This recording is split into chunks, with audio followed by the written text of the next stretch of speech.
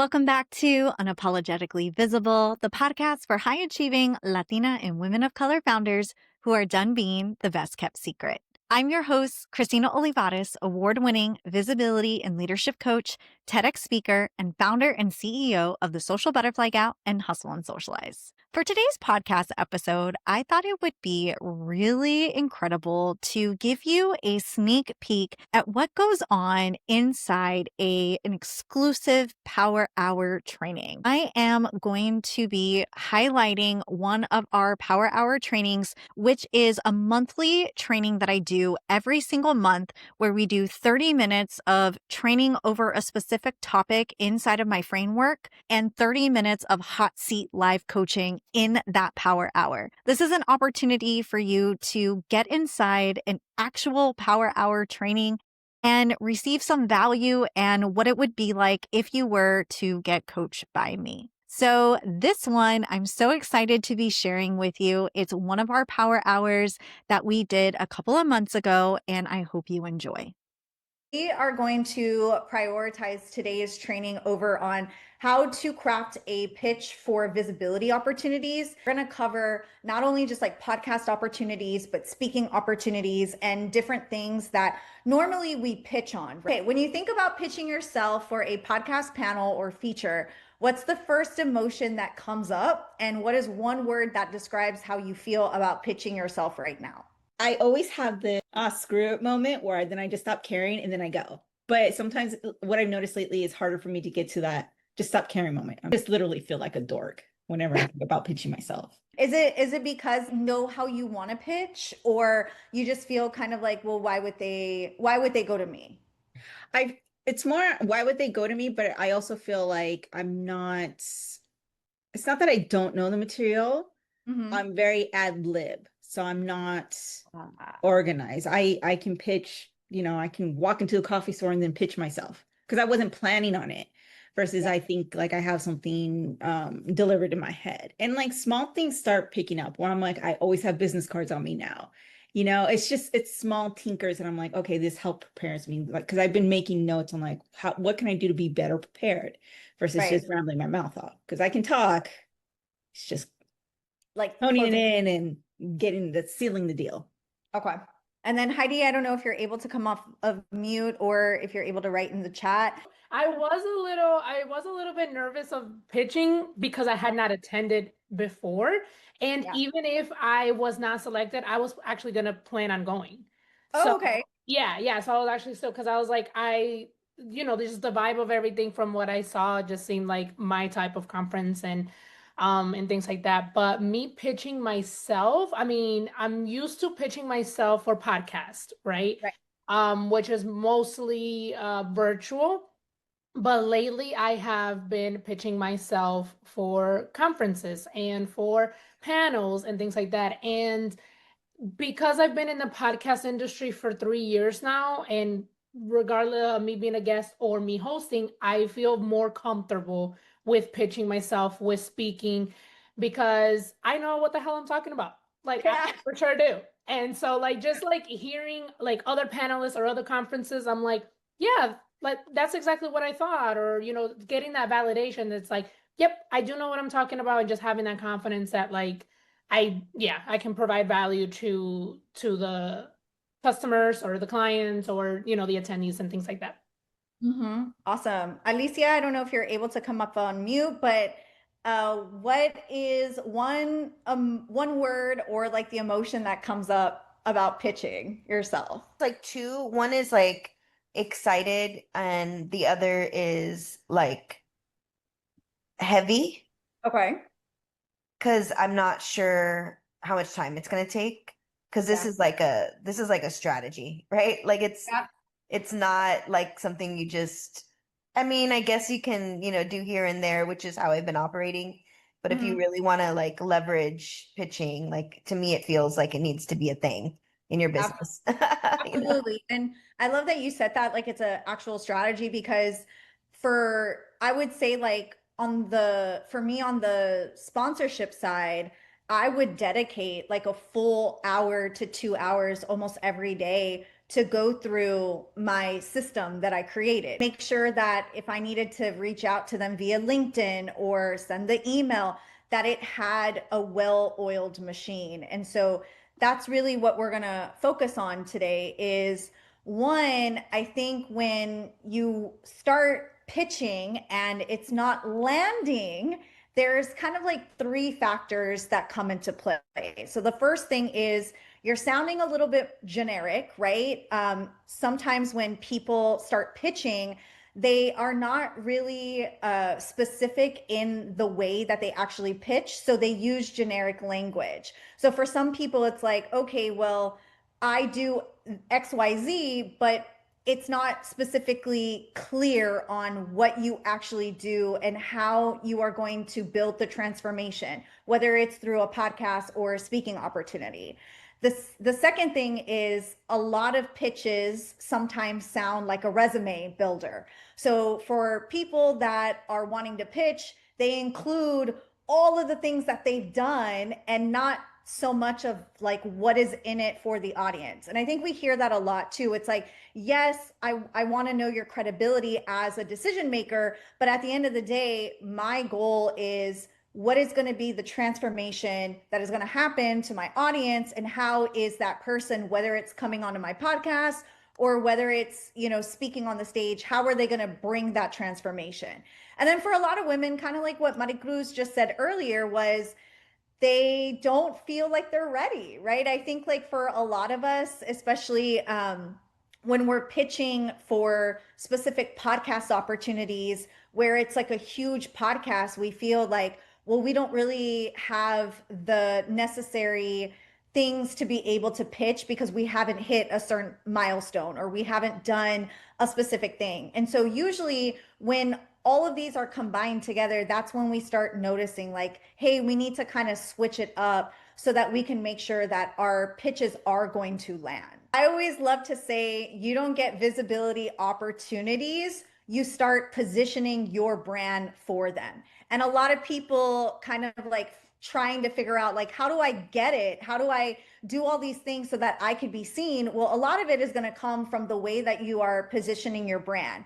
And so a lot of it comes with the alignment, right, of who's in the room and being able to solve the problem the quickest.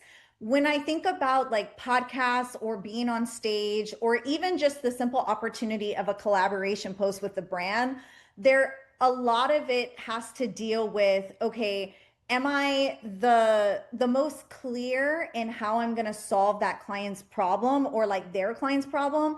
And am I really strategic in the way that I do it in my framework or in the way that I just get people to the transformation? So when you pitch, you're really not asking to be seen. What you're really doing is you're positioning yourself for the ultimate impact.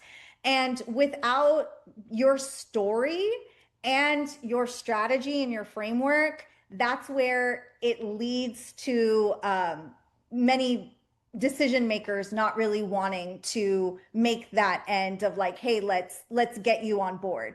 So what I can say from an event organizer's ways, I have a specific rubric around how do I pick my speakers, right? So when I get a really great pitch, sometimes I'm trying to determine whether or not this, like if somebody pitches me several different topics, I have to decide which of the speaker is going to be positioned. And all of it has to deal with, can they solve my client's problem within 45 minutes to 50 minutes? And if they can't, like, how can we get the audience to the transformation? And so we have to think about our content. We have to think about the way we're building relationships. We have to think about all the ways our brand can start being in the prime position so that when you actually do and go and pitch, you have the credibility to back it up, but you also have your brand online that is going to be the clear case of why you should be that person after you pitch. This is what I like to call the anatomy of a pitch that gets the yes.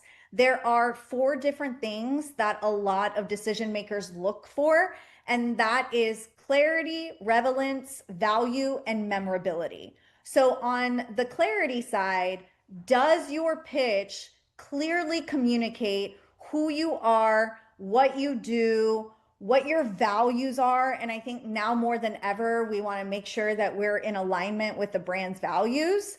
And also, how does your story and your narrative tie into the actual audience? Is it evolved? I get a lot of people sometimes like wanting me to come speak at their team organizations or team things, and they want me to come speak on social media and social media trends. And it's like, well, you know, if you would have looked at my brand evolvement, you would know that I do it in a different angle, right? So you must get very clear on what your pitch is and, you know, what problem you solve. And then what's the relevance? So a lot of us as decision makers, we care about the alignment piece. So a compelling pitch really shows like, is now more than ever the perfect place for your message. I could also share about like Heidi's in particular. You know, we were at a moment where we need more Latina voices out in podcasts. We don't really have that. And I think one thing that stuck for me about the work that she did as a podcaster was it was about getting people's stories that normally wouldn't be seen out in the forefront. And that was very relevant to the topic that we were having about podcasting, because there was another person that had pitched podcasting, but it didn't really feel relevant to this current moment. And so of course, not all pitches and the relevancy is a one size fits all approach, but we want to make sure that whatever you're pitching is actually incongruent to what is actually happening right now. And then we look at the value, right? So the best pitches flip the script from here's what I can do to here's the shift that the audience is going to walk away from. When we think about value, I want to know as a decision maker, is my audience able to put into practice everything that you are about to share within the first 30 to 60 to 90 days? Like within 90 days, are they able to actually put that into practice? And so when I think about like, what are the key takeaways? I want to know as a decision maker that you know your key takeaways immediately, whether it is being on stage, being on a panel, podcast, you name it. And then memorability. We are kind of like looking at pitches very quickly. And so you want to be sure that your pitch has that hook, you have your framework, your stage presence is great, or your podcast presence is great. So that way we would know like, hey, you're going to leave this opportunity very memorable, because that's exactly what we want to do, right? We want to be able to remember like, oh, because Alicia was on stage, she was very comical and she was very thorough and she left with a great impression.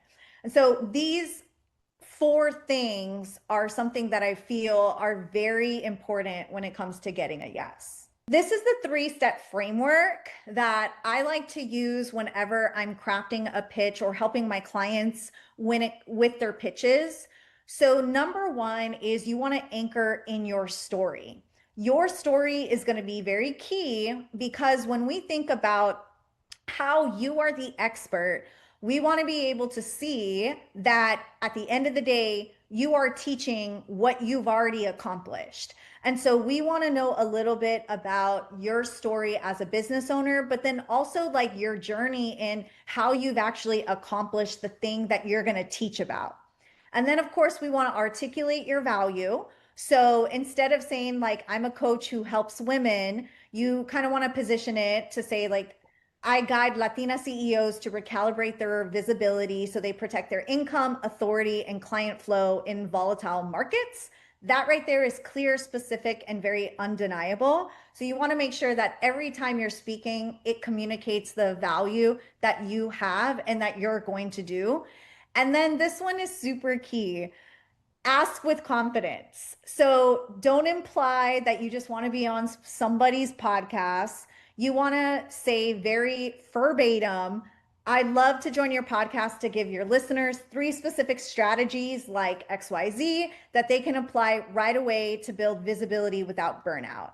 As a decision maker, I do not look at any pitches that are very vague, or sometimes I can tell whenever someone just went to my website and copy and paste the specific mission and vision, and they kind of like put that in there. I know when it's like, hey, you didn't really do your due diligence, you just went and copied and paste. I want to know exactly why you would be that person to give this specific talk. Can I piggyback on that, Christina, especially when pitching to podcasts? In your Absolutely. pitch, please include an episode or two that you listened to and what you got out of it. Because podcast guests, or sorry, host will know immediately in your pitch if you did not listen to their podcast or what their podcast is about. So that's a little extra that you can include in there to stand out from other pitches. I love that. So true. So true. There was one podcaster that I had been religiously listening to her podcast for like 2 to 3 years before I sent her a nice, lovely DM and an email that, I would want to be on her podcast. And that's exactly what I did. Like, I went back to the 2 podcasts that she had that was very specific around community building. And I was like, oh, because I listened to this episode, this is how my brand could kind of like share the same sentiment. And I was on her podcast. And so I think it's like very clear that you actually do listen to the podcast. Because yes, there's a lot of people. I've gotten a lot of pitches from specific speakers that want to speak at Hustle and Socialize. And regardless if they've come to the event or not, some of them you could clearly tell, like, no, they did not even do their research. They're just, and I don't know if it's like their because some speakers do have representation, so I don't know if it's their agent that just sends cold pitches, but you could clearly see when somebody has not done their research. So I love that, Heidi. Thank you for that. The right pitch always starts with the right platform. There are different mediums and different areas that you could use your voice to pitch and to be on. So number one, we know podcasts, right? That's pretty much the audio version of, and the easiest way, in my opinion, to kind of get the top of the funnel. So when we're looking at trying to get the experience that we need in order to go to the next round of the speaking circuit, I would definitely say podcasts are the most effective way to start gaining your experience. And I would also say, second with podcasts, I put it on the bottom, but I think about even Instagram lives. So one of the things that I love about an Instagram live when you're going live with someone else is that's a way of a fireside chat or a panel. And so if you are looking to gain experience, the host of that live is usually doing the asking of the questions, which is kind of like a panel moderator. And so if you are able to pitch for podcasts, I have a podcast Spotify playlist. So before I launched my podcast, I created a Spotify playlist of the almost every single episode that I was on a podcast. So that way, when I would pitch, I included that podcast playlist so that people could see like, hey, this girl has over 21 hours of like podcast episodes. So they knew that I wasn't just BSing, that I was on it. And then when you want to go into the speaking circuit, right, there are panels, workshops, fireside chats, and keynotes. So there's different energy and different pitches for specific formats. When we think about panels, we think about this is kind of like the easiest format to be able to get your thought leadership out there. You're sharing the mic with 3 other people or 2 other people. And so when you're thinking about pitching for a panel, this is pretty much like, what is your lived experience and how can you share your expertise? But when you're pitching for workshops, breakout sessions, or keynotes, that's a different pitch because of the fact that both the keynote and the workshops have to have some type of transformation that is going to happen immediately after you get done with your workshop or keynote. Keynotes are usually a great segue into your coaching programs or your membership communities or anything that you're going to actually pitch on stage. But from a workshop perspective, same similar thing. A workshop is definitely a different pitch because of the fact that you're going to be training people, you're going to be leading people and guiding people for the next hour or so. And so that pitch has to come with, okay, here are the biggest takeaways that your audience is going to get. This is the transformation that you're going to leave, that they're going to leave with. And this is why I'm that specific person. With the panel, it's more of like, hey, you've done this before. You can share a lot of your wisdom. And this is why you would be able to be on that panel. A lot of people leave out this specific platform, which is featured writing. So I actually really think that more people should be doing a little bit more long form content in writing, because one, it's great SEO. And so then you could also lead it back to a podcast or a speaking opportunity that you've been on. But think about it as a way to get your thought leadership out there. So this could be featured articles, op-eds, guest articles, blogging. Don't discount blogging, y'all. I know, like, I've tried to get my blog back, but because of SEO purposes, I think that this is a great opportunity for a lot of people to do specific things. I know for me in particular, I've done a lot of op-eds or even just being interviewed specifically around election cycles and getting Latinas to get out and vote. And that is kind of like different from my brand, but it also showcases like all of the different ways my brand is in the online circuit. And then of course, like again, with the being on stage, your energy is something that you have to think about when you are wanting to be on a stage versus like in real life versus the audio. Some people are fantastic podcast guests or fantastic podcast hosts, but when they get on stage, it's very different because it is like that real one-to-one reaction where on an audio or even a recorded video, you are just playing to the camera versus playing to the audience. And so it's very different when you think about these ways. So one of the things that we want to think about is like how you're utilizing your voice, right? Some people think like, oh, when I start pitching, that starts first with the cold email or a DM, when in reality, it's like you want to start utilizing all of these different platforms to start your pitch. I've said this multiple times. When it came to my TEDx talk, I didn't apply. That actually came because of the fact that I was using all of the platforms to build and position my brand for that. And it took the right person to watch my content to realize, hey, in this moment, you are the right person for this talk. And so that's why it's important to try to use all of these different modalities to be able to start pitching yourself. And it's very clear when somebody has really great stage presence. When you put that into writing with a pitch, it makes a difference. Tina, I have a quick question. Yeah. I'm thinking about the medium of like interviews, and I know that podcasts are like it, right? I think because of my human design, and I think you'll appreciate this, right?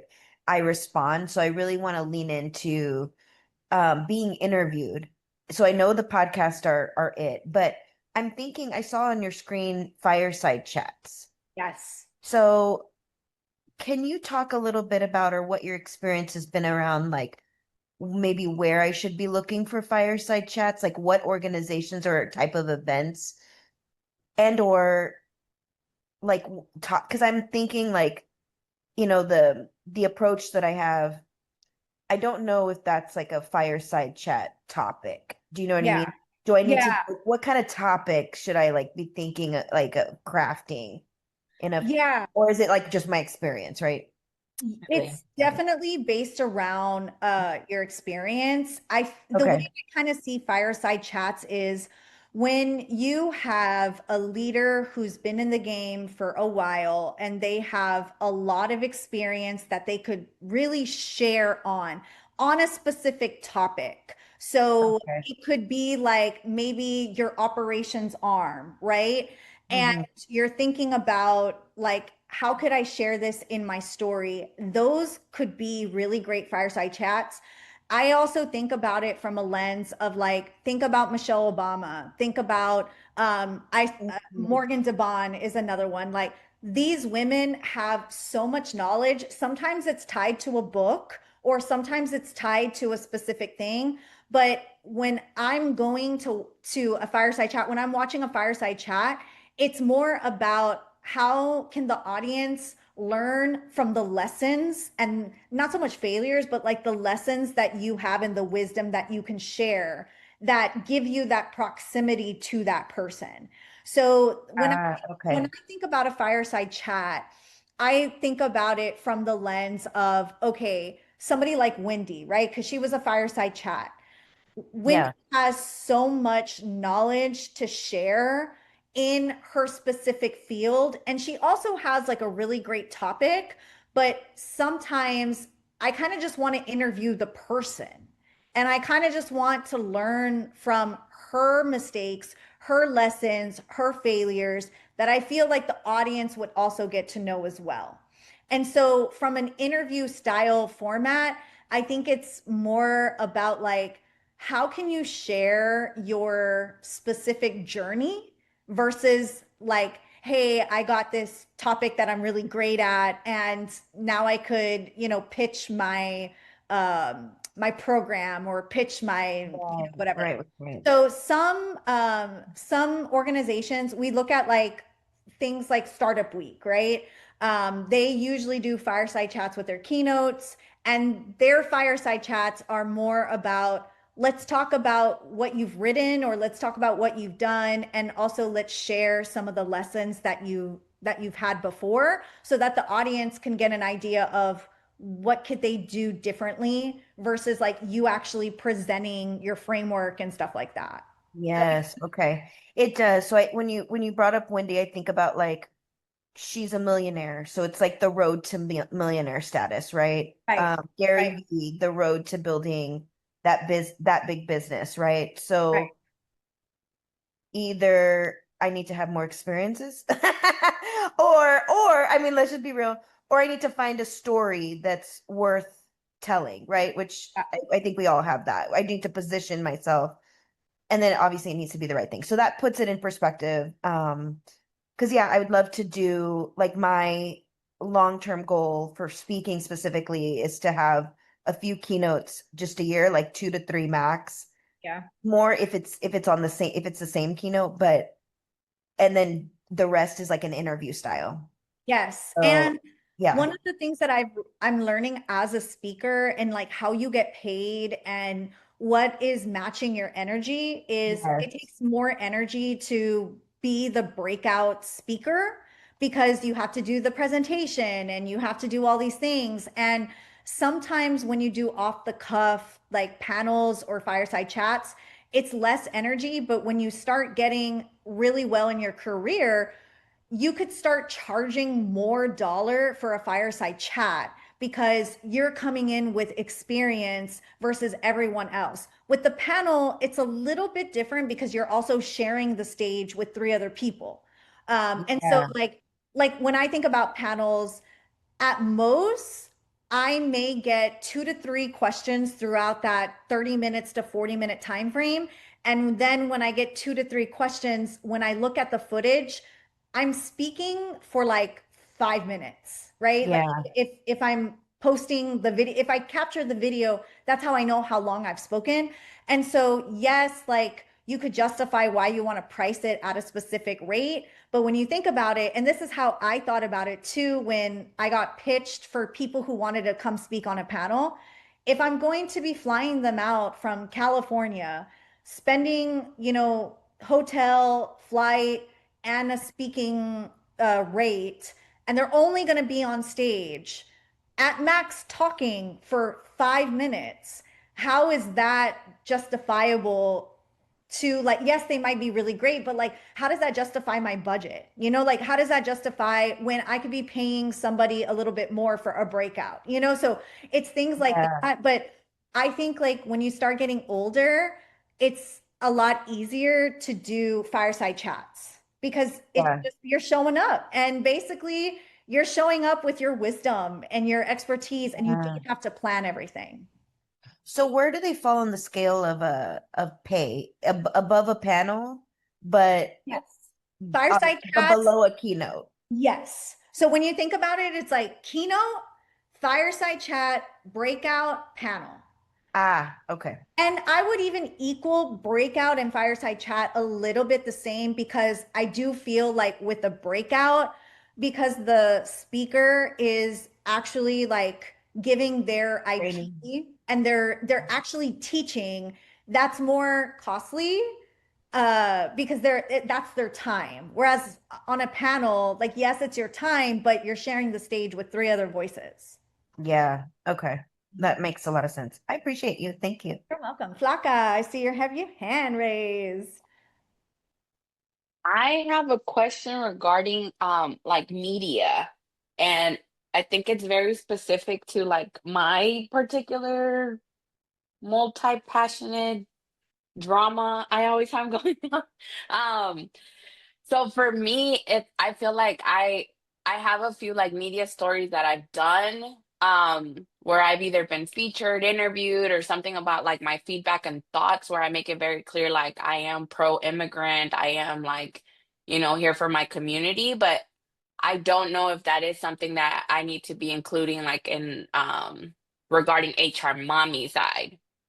But I Ah, do know a lot of podcasts reach out or are like, oh, or somebody refers me to be like, oh, talk about your immigrant experience, your immigrant story, or, miscarriage and motherhood and all of these things. Like, this is all flaca, but it's not necessarily HR mommy because I mhm. don't focus on serving. I mean, I serve first gen professionals and HR mommy and working moms.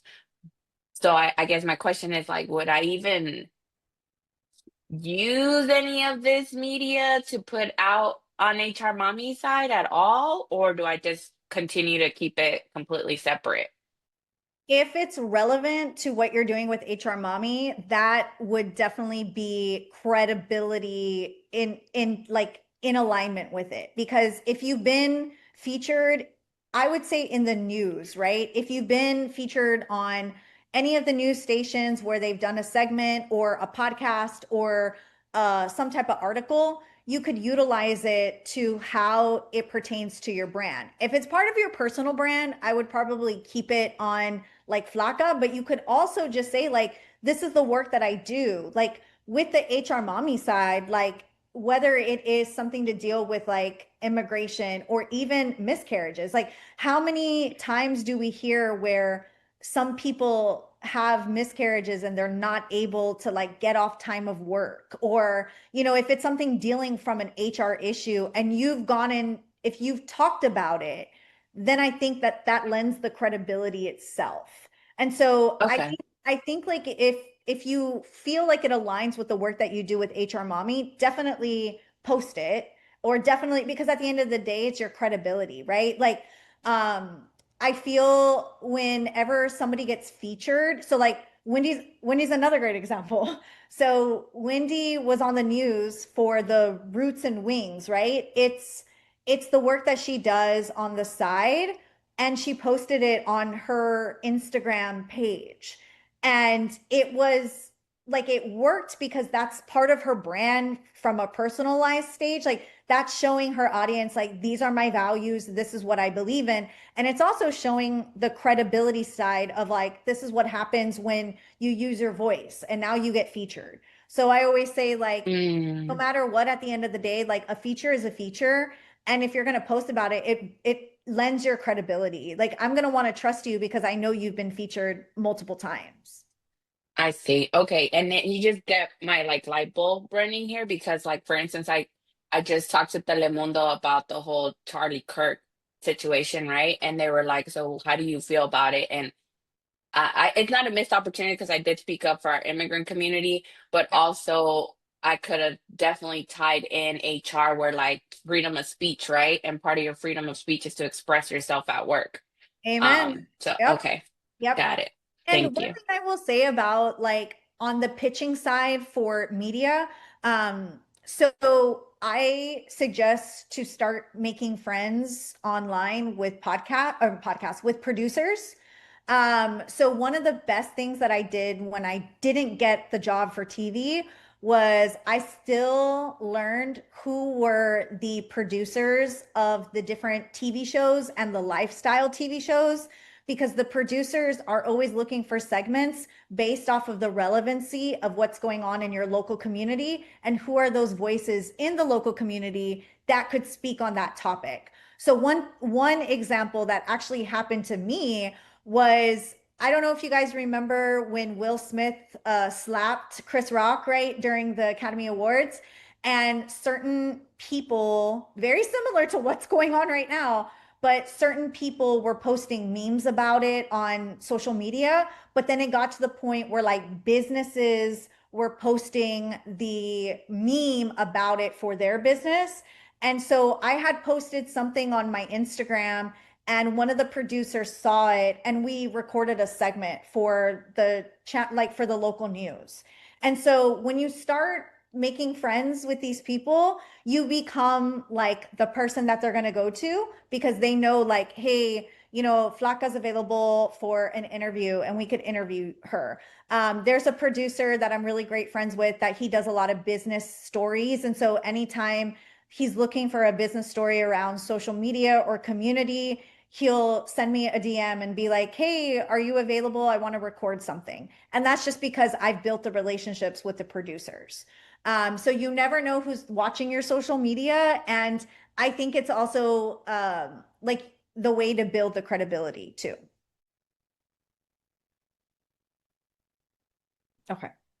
So here's a weak pitch versus a compelling pitch. A weak pitch is, hi, I would love to be on your podcast. I talk about leadership. I've gotten several pitches like that, right? It's super generic. There's nothing of value. But an actual compelling pitch is, this is one I did like as a Latina visibility leadership coach who helps women of color founders recalibrate their visibility, their voice to protect their income. I would love to bring your audience a fresh perspective on how to turn your story into strategy, right? So this is kind of anchored in my story, the clear value perspective, the confidence that I have. Like immediately, it's like I can give them action steps that they could use right away. And then I would go into detail of like what action steps can actually happen. And then include like, here's how I've done this before, whether it's like a little clip of something that you've already done, or like Heidi said, you know, 2 episodes that you've done before that kind of pertain to the topic at hand. That way people know like, hey, this girl is super serious, and it's not just like some random generic pitch that clearly is not helpful.